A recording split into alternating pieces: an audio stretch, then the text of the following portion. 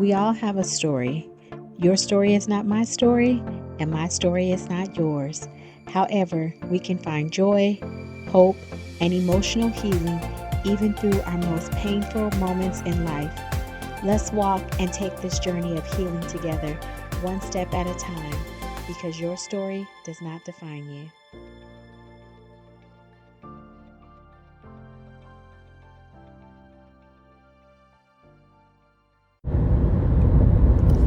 Hey, God's beautiful people. It's Dr. Niesha here, and I just want to say welcome back to Your Story Does Not Define You, the podcast.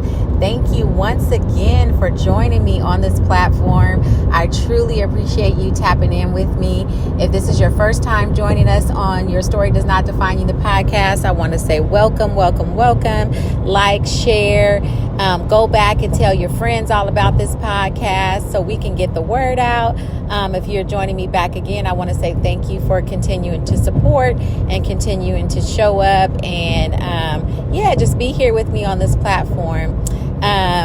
What a blessing. So, as you know, I definitely want to encourage you to check your vibe today, check your temperature, what's going on with you, what mood are you in, and just know that you have the capacity to shift. You have the capacity to change and change your vibe if you need to. Remember, you don't have to stay in the space that you're in, but you definitely can shift and change your vibe. So I want to encourage you that know that you can control your vibe. So my vibe for today is that I'm just super excited and grateful today. I often am in a space of gratitude and a space of gratefulness. And so today I decided to record this podcast as I travel. I'm actually on my way traveling out of town for work. And I just wanted to take a moment and acknowledge our men this month. This is June. June is Men Mental Health Awareness Month. And I just wanted to take a moment and shout out all of the men out there on podcast land, all of the men out there in the world. First of all, I just want to take a moment and celebrate you all. I want to take a moment and celebrate you and say, I see you. I see you. I see you showing up for work every day. I see you working hard. I see you trying to be an amazing husband. I see you trying to be an amazing son. I see you trying to be a single father and take care of your kids. I see you, young man, that is going to school and trying to make a career and trying to be successful with yourself. I see you out there trying to be a change agent within the community. I see you. So I just want to take a moment and celebrate all of the men out there that are doing it, that are holding it together, all of the men that are striving and trying to do their best each and every day. It's not easy out here in the world. It's not easy out here in a world that is full of so many different opinions and so many different negativity. So I just want to celebrate all of the men out there, and I just want to say thank you. Thank you for showing up. Thank you for showing up being a great dad. Thank you for showing up being an amazing husband. Thank you for just trying to figure things out, even when you don't even have a plan. I just want to say thank you. Thank you so much for just allowing yourself to continue to thrive and survive. And thank you for just continuing to be that awesome guy that you are. So I want to take a moment and I just want to highlight men's mental health. Oftentimes we spend a lot of time talking about women and women's mental health and motivating and encouraging women. However, I really want to take this time to acknowledge men and men's mental health. There are so many stigmas associated with men and mental health, and the fact that, men are supposed to be strong. They're supposed to have it all together. They're supposed to hold it all together. And I want you to know that you can be vulnerable. I want you to know that it is okay for you not to be okay. I want you to know that it is okay for you to get support when you need to. I want you to know that it is okay for you to break down when you need to. It's okay for you to cry. It's okay for you to have feelings and to experience your emotions. And it's okay for you to be honest and transparent in spaces that you feel like, okay, some people view as being weak. It's not weak to speak. It's not weak to speak up and talk about where you're at and what you're feeling, because this is how we're going to help one another to get through. So last month I had the opportunity to be a part of a men's mental health symposium where I was a guest speaker there, and I was able to talk about the importance of mental health, the importance of healing and hope when it comes to men and mental health. And it was so awesome to be in that platform because I was able to see men be vulnerable and share their stories and talk about some of the stigmas, and then talk about some of their challenges and how they overcame those challenges. And one of the words that kept showing up throughout that symposium was being vulnerable, being honest, being accountable. And it was so profound to just see men be vulnerable together and be accountable of things that, the world views as, okay, I need to be strong in this area, or I need to portray that I have it all together. But to be accountable and be transparent and honest and recognize when they were not okay.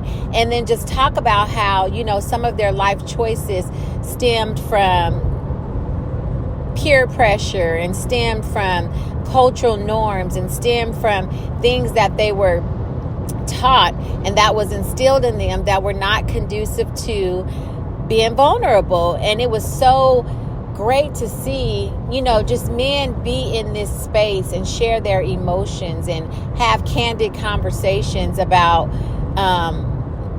how they can support each other and how they can glean and build off of each other because of them just being honest and transparent.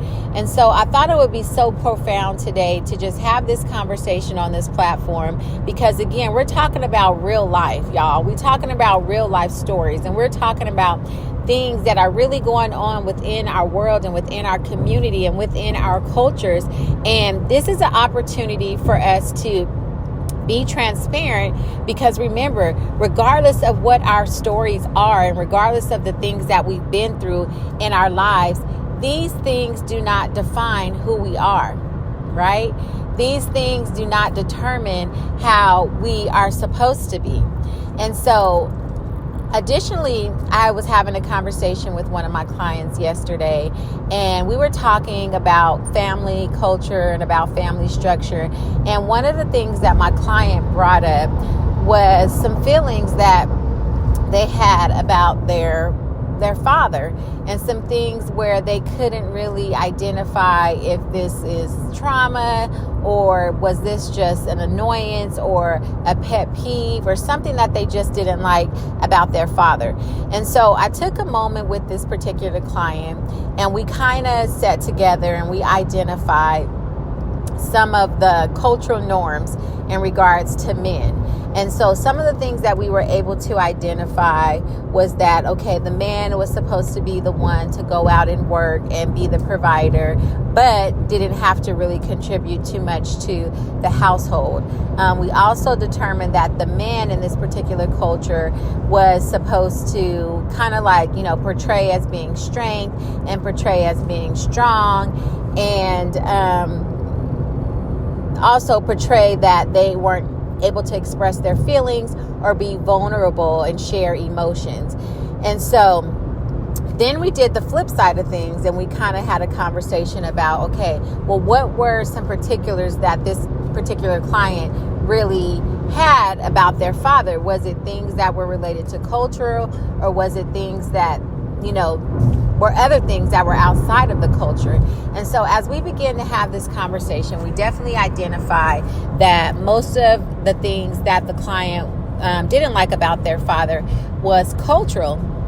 And so we talked about, okay, within this, we talked about the generation before my client's father and how that generation was raised and what their grandfather was like and types of behavior that their grandfather displayed. And so we came to the conclusion that these were things that were passed down from generation to generation. And so when we look at this is where we see that in different cultures, a man is portrayed to be a certain way. A man is portrayed to have certain behavior. A man is portrayed to be strong and not be vulnerable and not be weak. And a man is portrayed to show up in society in a certain way. And so as we began to have this conversation, one of the questions that I asked the client was, when we look at their father and we look at the generation before their father, what within that do they have control over?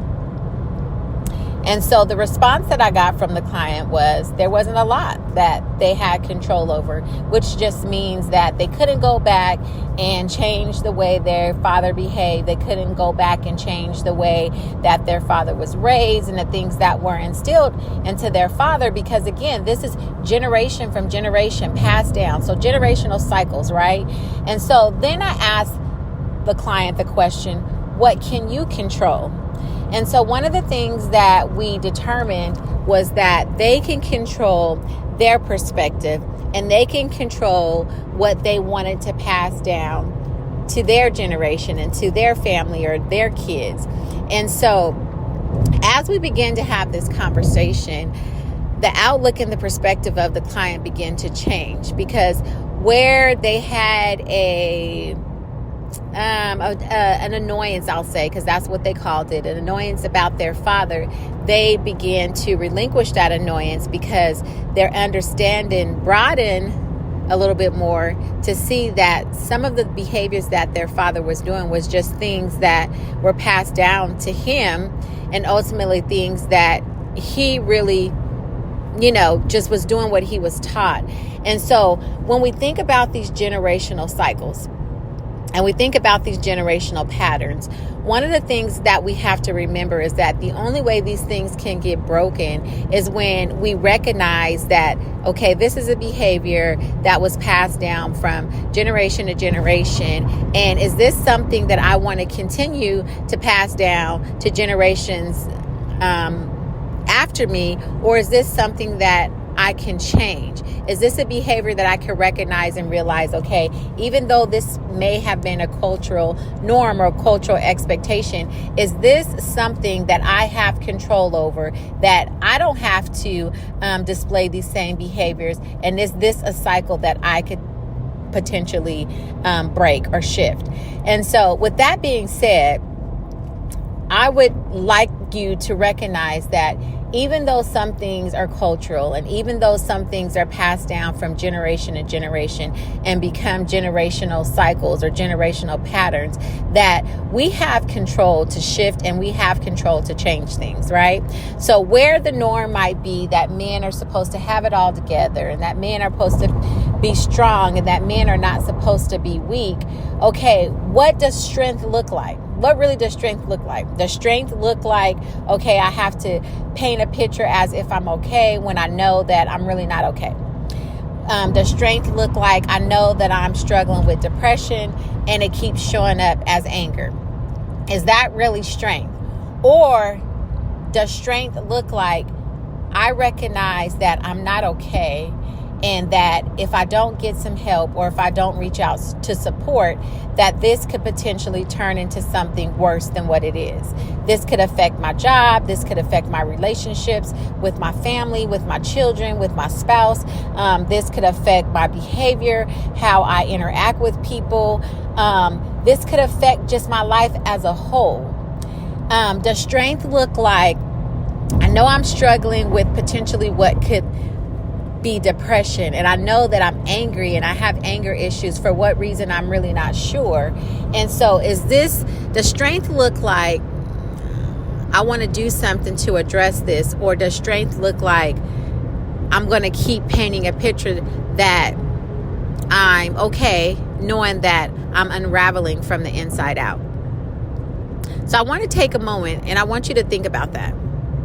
I want you to think about that, because again, if we look at men in particular and just the society's view about a man is that men are really supposed to be strong.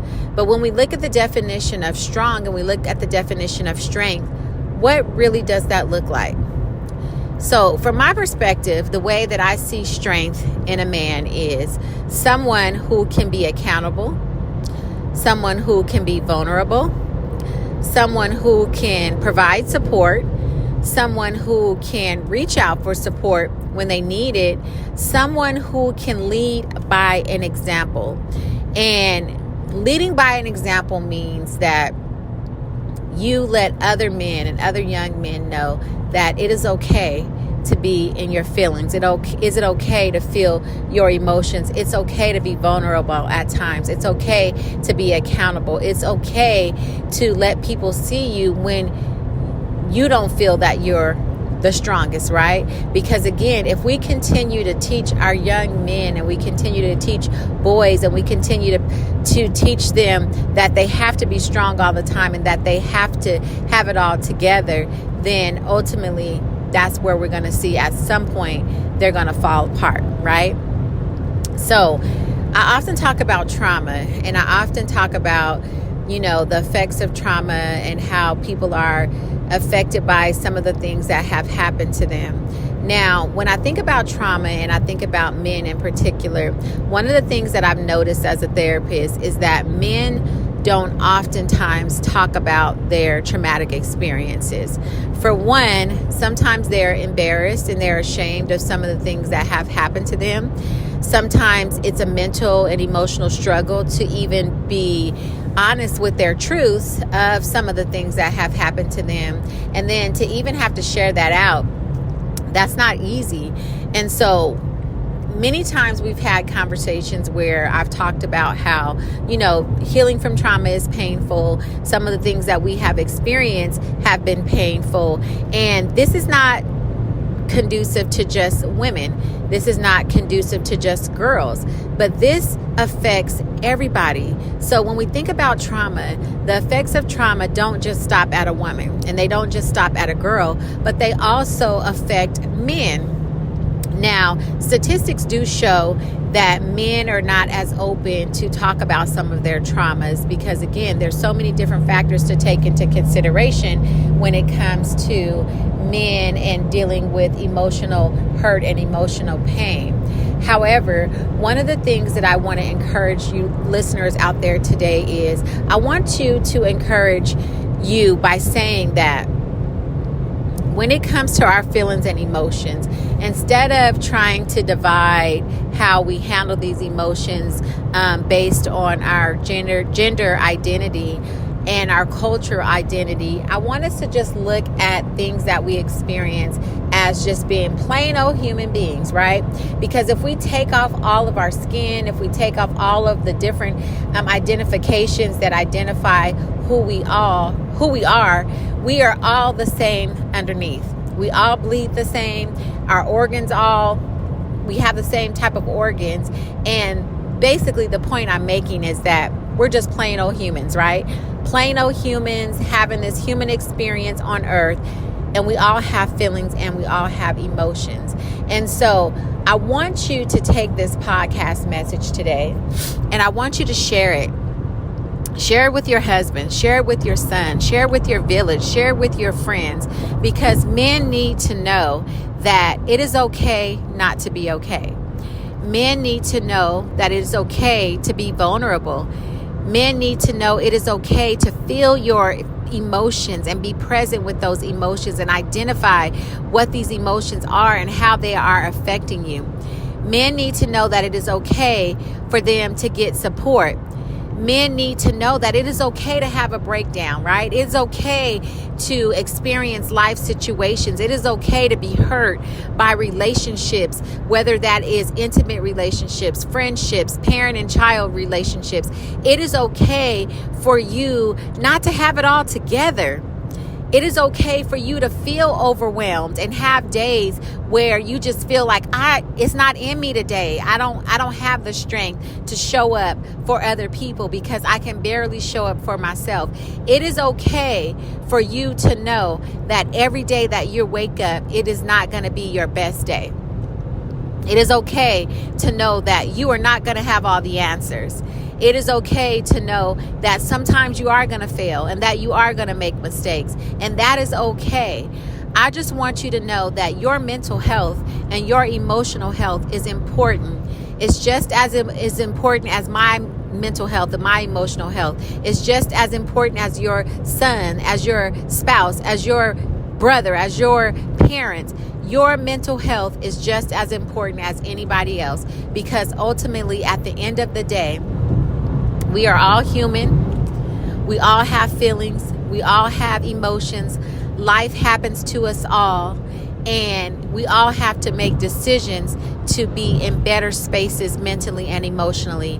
And the only way we can do that is by being honest and transparent with ourselves, and knowing that I don't have to have it all together, and that I can give myself permission to have a moment and to have a breakdown when I need to. And then more so, I can give myself permission to reach out for help and support. I pray that this episode is short, but definitely sweet and full of substance. And I pray that it is something that resonates with you. And again, share it. Share it with your family. Share it with your friends. Get the word out, because again, men's mental health is just as important as anybody else's. And I want men to be able to feel like they can embrace that.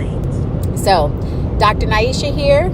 Your Story Does Not Define You, the podcast. And I'm rooting for you. I'm always here to support you. I would love to hear from you. Send me an email. Tap in with your girl. And I'll talk to you soon. Until next time, be blessed.